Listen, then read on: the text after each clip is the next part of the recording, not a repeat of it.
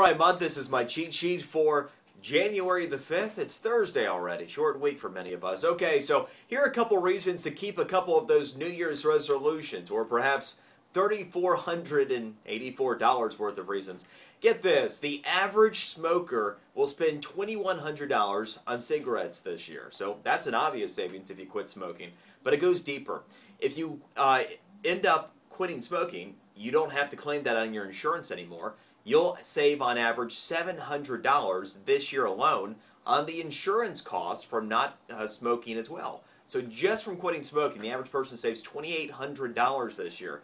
Then let's turn to weight. Now I'm not going to quantify the food.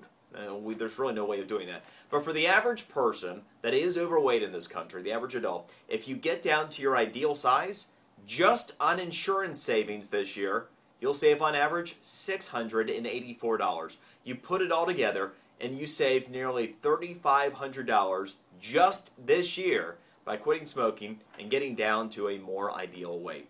Real estate. 2011, it looks like it might have marked a turnaround in real estate. One of the ways we can go back and check that, the stock market tends to be a leading indicator. In other words, you tend to see companies and industries move either up or down in advance of the actual events hitting on the street itself.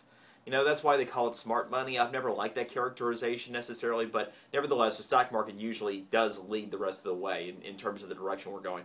What we saw was that the average real estate stock fund was up nearly 8% last year versus the average other stock fund down 2%. Overall, in this country, stocks are nearly flat for the year. So you saw a dramatic outperformance by real estate-related companies last year, and that is a very strong indication that 2012 will be a better year around the country in real estate, including for some commercial properties which have really been suffering since the economic downturn left many storefronts and many malls wide open.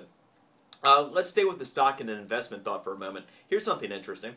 Over the last 30 years, coming out of 2011, bonds for the first time ever passed stock performance.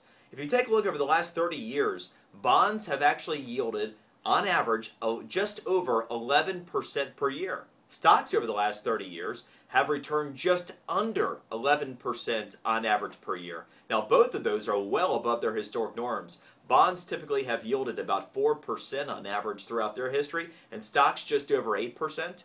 So you've done well in stocks or bonds if you've been invested throughout the past 30 years or so. But it is interesting because typically there's less risk associated with corporate bonds than necessarily owning the stocks themselves.